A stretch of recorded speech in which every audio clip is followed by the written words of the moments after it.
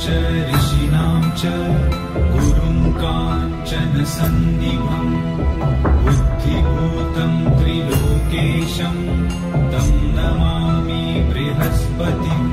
ॐ देवानां च ऋषीणां च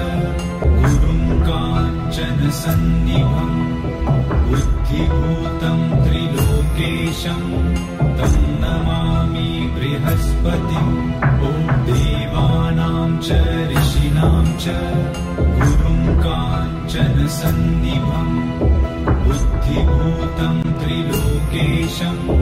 तं नमामि बृहस्पतिम्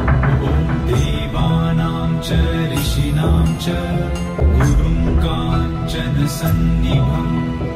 बुद्धिभूतं त्रिलोकेशं